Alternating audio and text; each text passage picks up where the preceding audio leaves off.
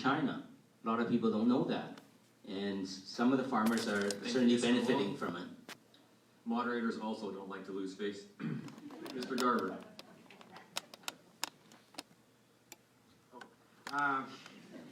Trade deals should be fair, but they shouldn't put corporations ahead of everyday Canadian workers. Everybody knows that in our world, trade is an important factor for economic success. But Liberals are putting rich corporations ahead of everyday Canadians in these trade deals. And working people are paying the price. Too often, trade negotiations have hurt Canadian industries and cost us jobs. The NDP supports free trade, but it also has to protect industries, uphold labor standards, environmental protections, and human rights. And we're always going to stand up and defend Canadian workers, as well as have transparent negotiations in agreements abroad. Thank you, sir. I'm a little bit hesitant to ask this next question because when I asked it before, I made a joke and it didn't go very well. I made a joke about being a pollster and how polls are not that accurate. And then when the forum was over, Jen came over and asked me why I made a joke about upholstery. I understand why nobody laughed at my joke now. In the event of a minority government, which parties could you find compromise with and work with in a coalition government? We start with Mr. Garver.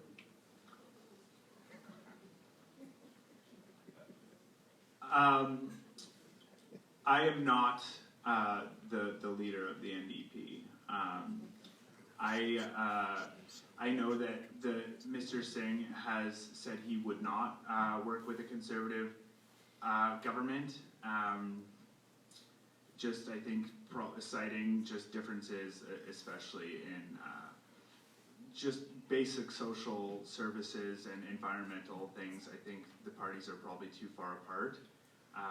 Everybody obviously knows that the NDP and the Liberals, I think we've gotten some really good budgets from Liberal minorities with NDP kind of holding the balance of power. That's actually how we got universal healthcare, and so I think holding the Liberals onto account when they say that they're going to help everyday people, the NDP has the balance of power and can actually make them do that. We can get some real good change. Thank you, Mr. Callio. Wow. PPC don't have the numbers. We don't have the numbers. Green Party doesn't have the numbers. There's only two, right? The Liberals and Conservatives. Lesser are both evils. I would go with Conservatives. Their platforms is closer to ours than the Liberals or the NDP. The People's Party, they're very close to our platform as well. But yeah, if I were to do anything, I'd work with the Conservatives, but I would watch them very, very closely. Very closely, because, you know, there's things going on, and those career politicians up there in Ottawa, they don't like losing their jobs. They make very good money, and bonuses and all kinds of other goodies. So yeah, keep an eye on them. Mr. Lake.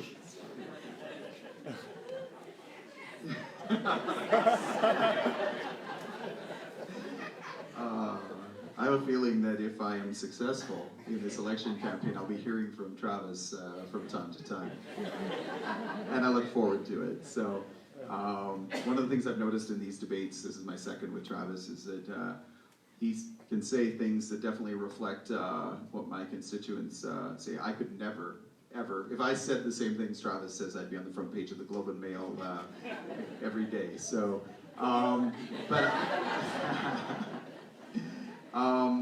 you know what, we were in government, we were a minority government in 2006 and in 2008, and we didn't form a formal coalition, and the reason that we didn't was because we were able to work with other parties as common ground arose. So I'm a big believer in trying to find common ground. I do it in my life every single day. I miss the business life where you can sit around a table and brainstorm and come up with ideas on how to make your business better and not take the risk of everything being published in the media. But we'll work with any party that we can find common common ground with. Thank you, sir. Mr. Wong. I sympathize you folks of Edmonton Wetaskiwin in this upcoming election.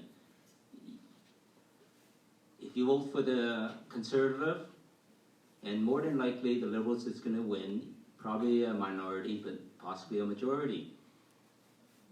Do you folks have a voice in Canada? Probably not. If you vote for me, the Liberal, and if we win, you are going to get a very strong voice from me. Maybe I haven't told you, but I am fiscally conservative. I'm what you call a baby blue Liberal.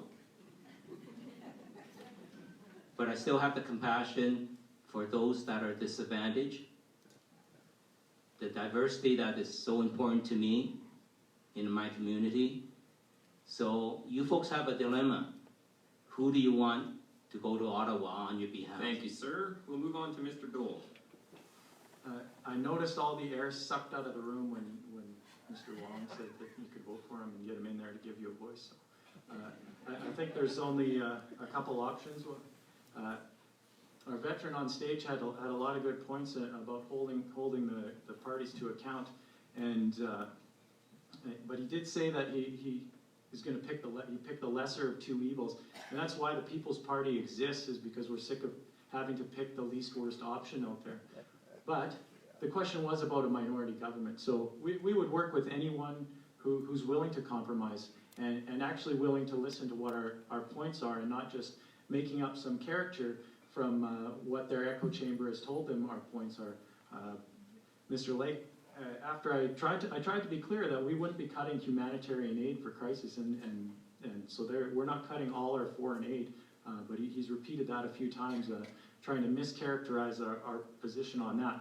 But I'd work with him or the Liberal government.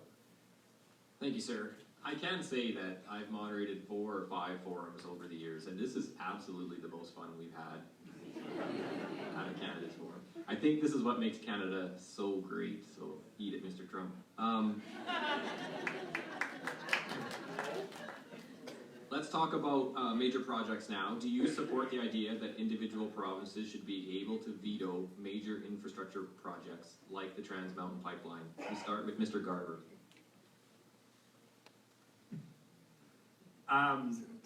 So federalism is a key principle of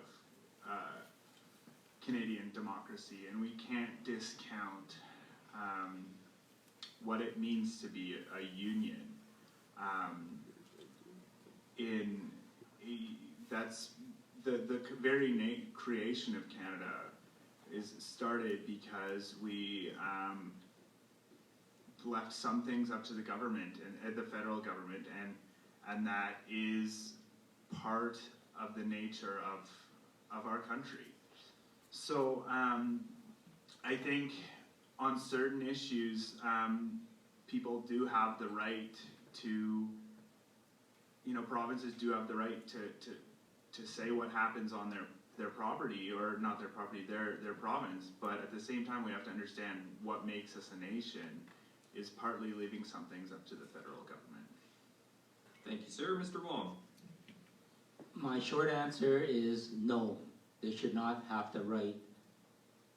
As a country, as a nation, the leader of the country has to put his foot down, and if it's in the best interest of Canada as a whole, he has to get the thing done. Thank you, sir. Mr. Callio. The Veterans Coalition Party of Canada believes in infrastructure for every province, not one, not two, every province. They can take the resources that they have that are rich in every province, develop their resources.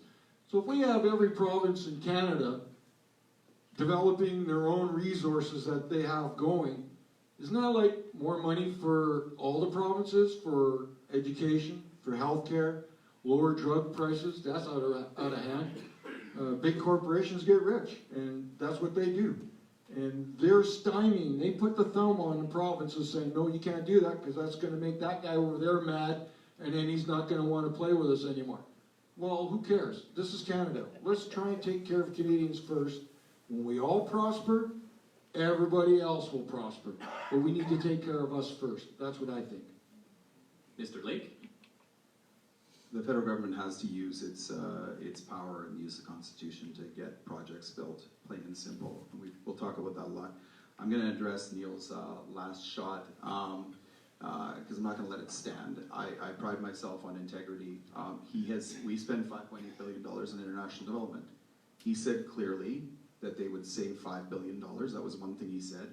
And when he talked about our plan, where we're cutting 1.5 billion, he said, you're a quarter of the way there. Now, I'm no mathematician, but at 1.5 billion is a quarter of $6 billion. And $6 billion is everything we spend on international development or official development assistance. So, absolutely, that is what you said, and I stand by it. Well, this is awkward, but we're going to go to Mr. Doell.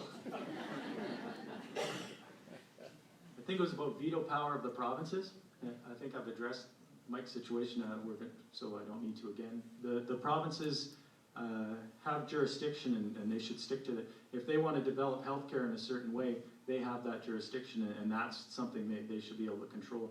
But interprovincial trade and interprovincial infrastructure is a federal jurisdiction. So when the federal government decides that something needs to be built, and they look at the best way to build things, and they decide it's in the general advantage of Canada, they can declare it so. Section 9210, I like to repeat often, it's how we get it done. It's how the federal government takes control in the necessary situations to get infrastructure built.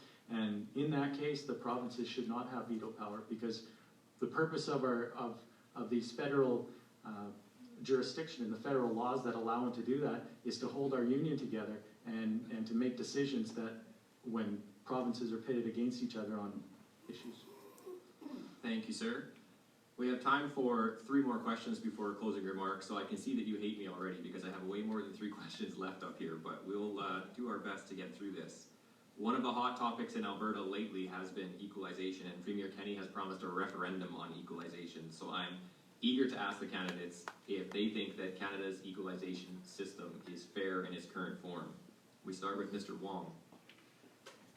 At our last forum, my quick answer is that nothing will change. It's in the Constitution right now, and by spending effort and time and money to try to solve the situation, no result is going to come out of it. So I would say leave that issue and let's go on something that we can make happen. Thank you. Thank you, and don't worry, Mr. Garver is actually in order to speak last, so he'll be back. Mr. Lake. I mean, that's exactly the problem right now, is just don't worry about it. You know, we can't do anything about it. The reality is that we have a bond as a country, and equalization is part of that equation. But Albertans expect that if that's part of the equation, then so is our ability to use the federal jurisdiction to build pipelines to get our oil to market. And we expect that the federal government will honor that bond, honor the Constitution, and take the steps necessary to allow private industry to build infrastructure projects that are of national importance, especially if we're paying the money into equalization that we're paying. And right now, the level of frustration at the doors, and I'm not sure if Richard doesn't actually live in the riding, so maybe it's a sign that in Canada's largest riding by population, the Liberals couldn't find a candidate who actually lives in the riding. But the reality is that people in this riding expect the government to stand up for us. Thank you, sir. Mr. Callio, what are your thoughts on equalization? It'll be exactly my thoughts as an Albertan. The Veterans Coalition Party of Canada, this is a tricky subject. Because it's built into the Constitution, and I can't remember what year it was, 1951 or 1957, ever since, Quebec gets 51% of the money that we dole out. They're going to get an extra 1.4 billion, I believe. Anyway, we've been doing this for a long, long time. That contract or whatever is supposed to be renegotiated every 5 years, so it should end on a 0 or a 5. 2018, it was redone by Mr. Trudeau, And so we're stuck for another 5 years, I think. Someone told me that. Anyway, we don't, well, this is me personally. I'm an Albertan. I'm sick and tired of Quebec getting free childcare, better benefits, all of it. They're getting all of it, and on our dime. $1.4 billion. Your money. It's your money. Mr. Doell?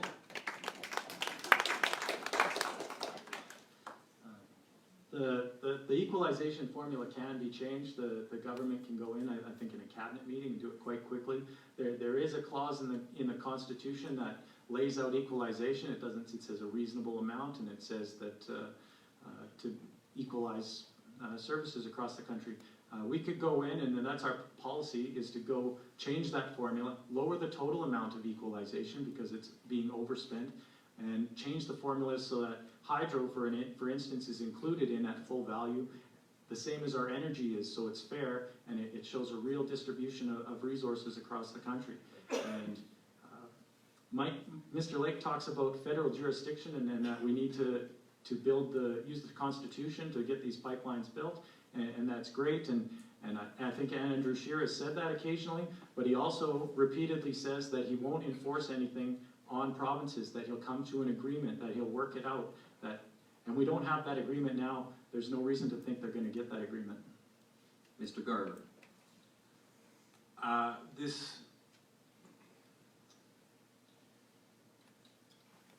think generally this question is really about what politicians are willing to say to get votes. There doesn't seem to be a real movement to get the equalization structure changed, except to get people angry about things that are not that are not feasibly being changed anytime soon. And I think we have to look at things realistically and look at the structures that are in place, and provinces can work together to find solutions that work for everybody. Thank you, sir. We'd be remiss if we didn't talk about climate change in our economy. What is your party's plan to address climate change and still help our businesses in the energy economy be successful? We start with Mr. Lake. So again, 1 minute's a fairly short period of time for this, but one thing I would encourage everybody in the room is to go online and look for Andrew Scheer's My Vision for Canada speeches. He did 5 of them, and if you want to see in depth our vision on climate change, on the environment, he did over half an hour speech on this that you can find right there. But generally our approach is this: we don't shut down the energy sector in Canada.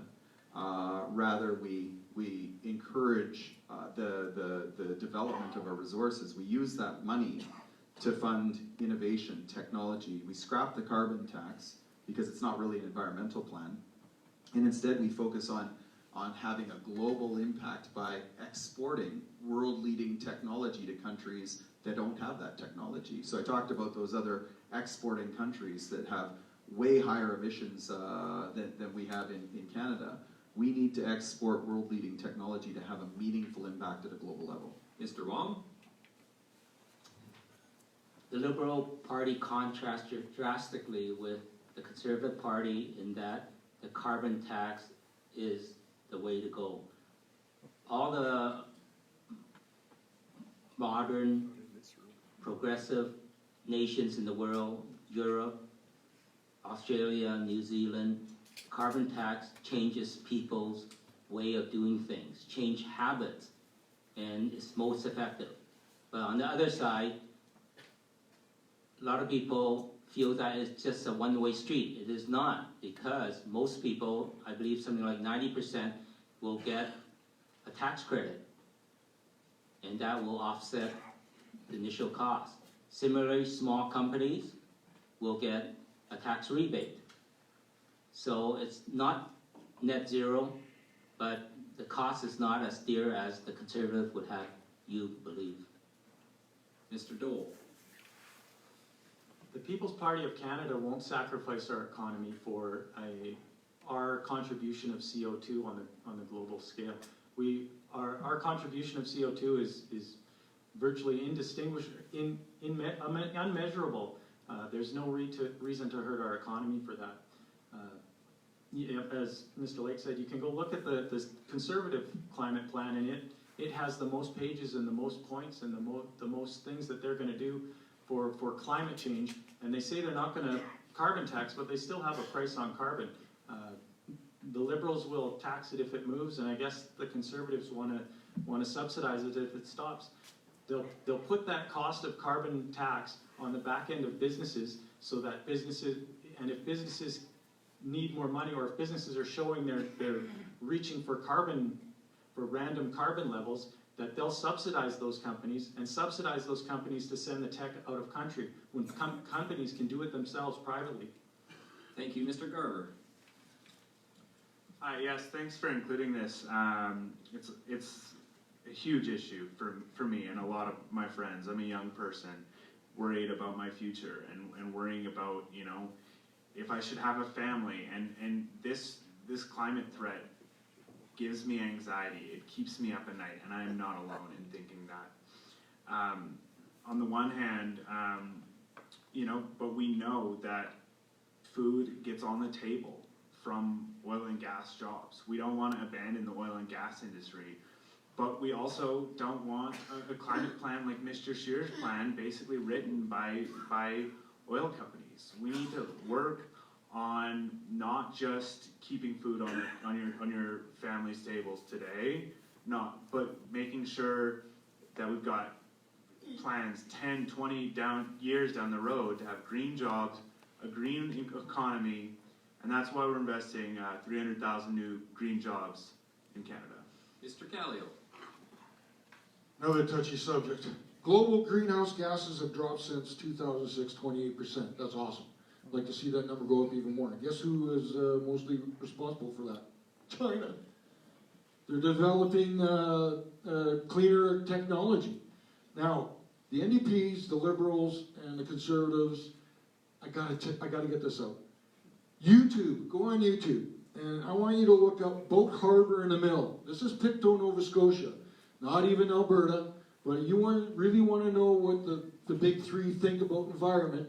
They've been running this thing, that plant's been running for 22 years. Go to Boat Harbor and the Mill. Look it up tonight. It's about 15, 20 minutes long. It'll make you sick of how important the environment is to the NDP, Liberals, and the Conservatives. After you watch that, it's all about money, and it's all just like right on Mi'kmaq land. So they're sticking it to the First Nations too. Watch that video. I would suggest going home before you get on the YouTube, because we only have this place until 8:30. Our last question may seem like it is slanted towards one candidate over the other, although I did see a lot of discussion on this in the news this morning, so I think this is a timely topic. The question is about the military and what your party's position is on improving veteran relations and how we can better take care of those who fought for Canada. We'll start with Mr. Callio. You have 1 minute, Near sir. and dear to me. I have a friend of mine who lost a leg in Afghanistan. Do you know that every year he has to prove to the Canadian government that his leg is still missing? I kid you not. I got another guy that lives out in Kingston, Ontario. I served with him for 3 years. Got crushed between two vehicles, broke his back. Every year he has to fill out the paperwork. He has to go see the doctor. And the doctor's got to fill out the paperwork and say, yeah, the man's back is still a mess, and we can't do anything for him because it's that big of a mess. It's either a feeding tube or suffer. So he suffers. There's lots, myself, I'm still fighting for hearing aids since 1997. Is that right? Do you think? No, I don't think so. We got to do better by our people. Right? We went out there, we go out there for you people, and now we're going to fight here at home for you. And that's all we ask. But the government's got to do better by the people they send in harm's way. Thank you, sir. Mr. Wong. Did you say something about a slanted view? I hope I didn't take it what you said.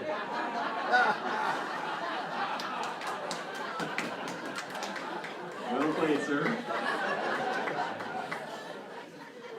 just be concrete though, that the Liberal government reopened all 9 veterans offices closed by the previous Conservative government. So something concrete. And veterans, like I said in the last forum, I don't have a veteran friend or associate, but every year I watch on TV at 11 o'clock, and I sympathize with all the people who have lost their loved ones, and I shed a tear, and honestly. I was never in a war, I've never fought, but I can really sympathize with these veterans, and they need to be first and foremost on our mind. And the minister is Lawrence Macaulay, and I'm sure he shares the same view as I do. Thank you. Thank you, Mr. Lake. Yeah, I mean, the news today, you know, that veterans, sounds like veterans are going to have to fight even harder to get, well actually it sounds like serving people in the military fight harder to get medical treatment under some decisions that have been made. It'll be interesting to see how that shakes down in terms of where the news goes from here. But we are seeing, you know, we've seen this situation where the Prime Minister a couple of years ago said that veterans were asking for more than we can give. So we're in a circumstance where we're spending over $50 billion more today than we were in 2015 again. Over $50 billion more, and yet the Prime Minister is telling a veteran that you're asking more than we can give you.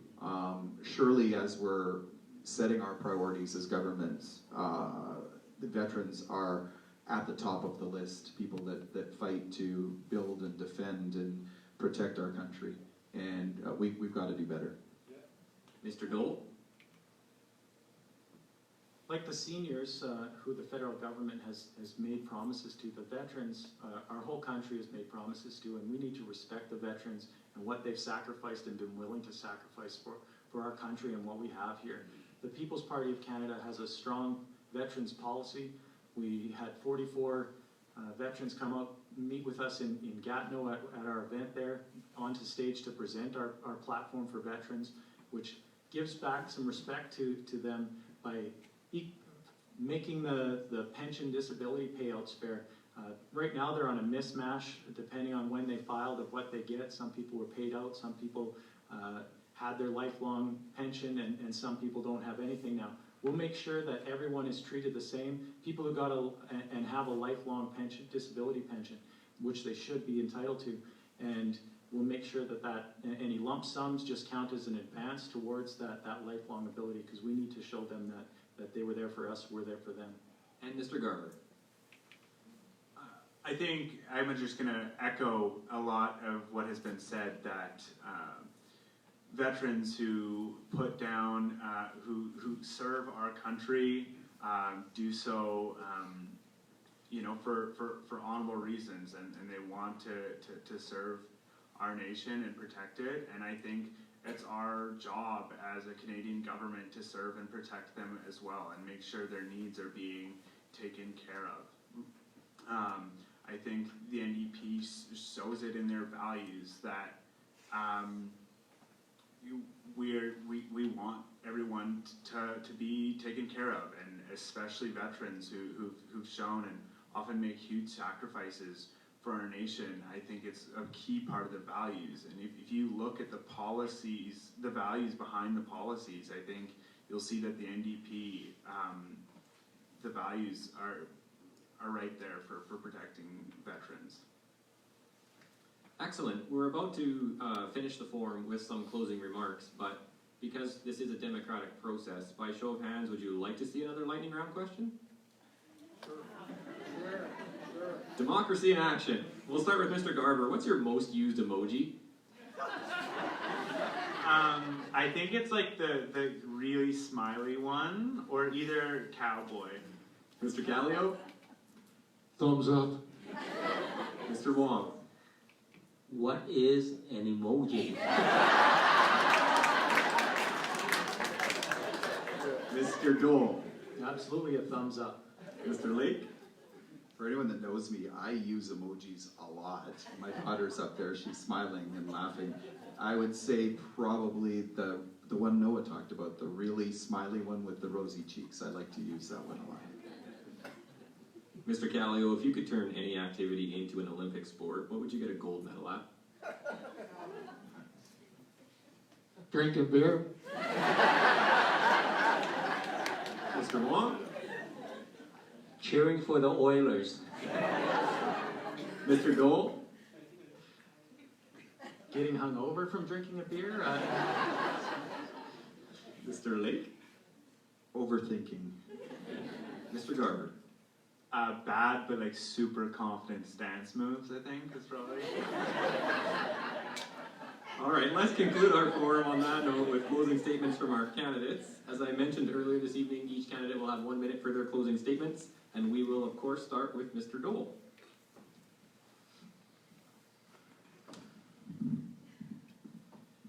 Thanks, everybody. Andrew Scheer recently said that people who want to lower immigration come from the darkest part of Twitter. In fact, only 6% want immigration increased. So that's quite a statement to Canadians. The Conservative Party will only take a stand on things that agree with the Liberal Party. Carbon pricing that sends our money overseas, increasing immigration, marginal tax changes that just shuffle the shells. Do they even pretend to defend free expression and belief anymore?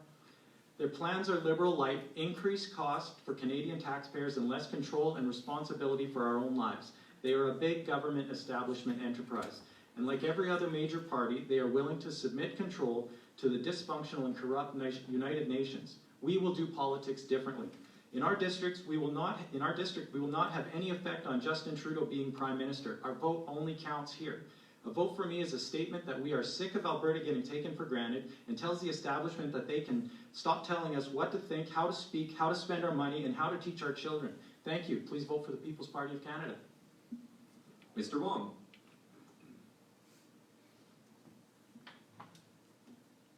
What have you folks of Leduc have to lose? Mr. Lake's been MP in this surrounding area for 13 years, I believe. What has he shown to you? If it weren't for the oil and gas industry, would you folks be still voting for him? I believe in the oil and gas industry, but I believe in the Liberal platform. I think I can do a better job than him in Ottawa. And that's not being bragful, but what I've seen thus far over the 13 years, you let me know, what has he done for the community of Edmonton Wetaskiwin? Thank you. Mr. Callio? We are a party of veterans and just ordinary people. Yes, we are. But we are also leaders. Truth, duty, honor. We were trained to run into the battle, and we're trained to adapt, overcome, and get your objective. And how does that happen? This guy talks to this guy, that guy talks to that. We work as a team. We're a team. We listen to what you have to say, and that's what we want to do now. We're here in this country, we're retired, we're broken, we're hurting, we're suffering, but we want to work for you, and that's what we do. We'll sign a non-disclosure contract, we'll do it all. Nothing, no side talking out of the mouth, no backdoor deals with anybody else. It's what you want, and we're here to work for you. As veterans, as people who serve this country, now we want to serve you here at home. That's all we have to say. Give us a try. You got nothing to lose. Or you can do the squirrel cage for another 4 years. Mr. Carver? Thank you all for coming today. I think it's been a good discussion. I think we've learned a lot, and we've learned a lot about different what the parties bring forward. I think if there's one thing I wanted to leave you with is life is getting more expensive, and wages are not really going up.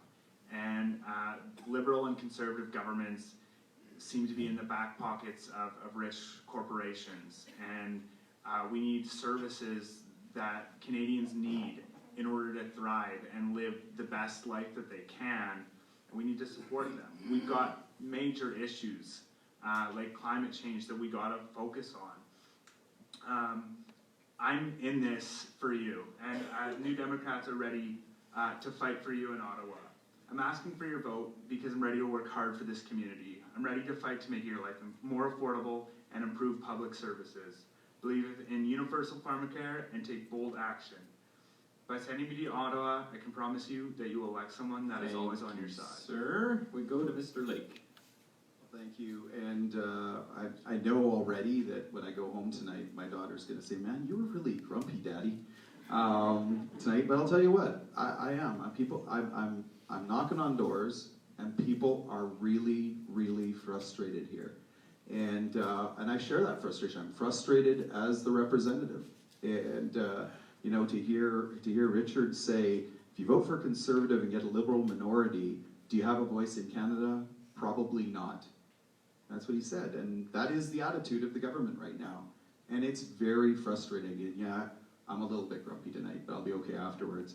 And on a lighter note, I'll finish because I know Neil loves this so much, and I get the last word. So, someone who does support me as of last year is Maxime Bernier, who said, "Mike and I have worked closely together since 2006, and I honestly don't know anyone who works harder. We served on the same cabinet committee on successful efforts to balance the budget in 2015, partnered on an initiative to cut red tape for small business, and I'll share you the rest. Just come up to me afterwards. I'll share the rest with you. It's fantastic." Thank you, sir. All right. Let's take a moment to thank all these fine gentlemen for participating in the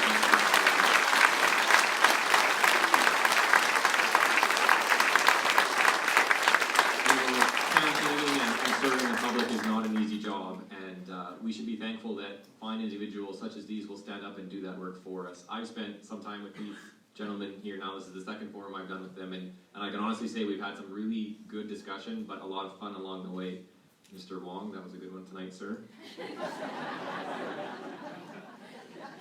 Let's take a moment to thank you, the voters, for participating in this process. We have had an incredibly in-depth but civil discussion tonight, and I repeat, this is what makes our country so great and our region so great, so I want to thank you for that.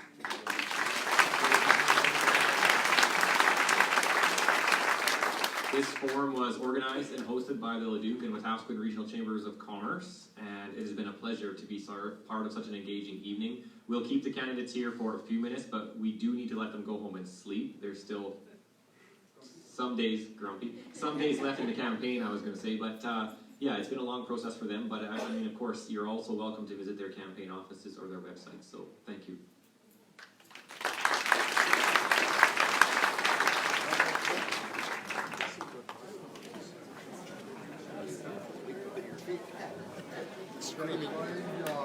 Screaming obscenities in the general direction. Didn't have any eggs with me tonight. You spared us having to clean them up later.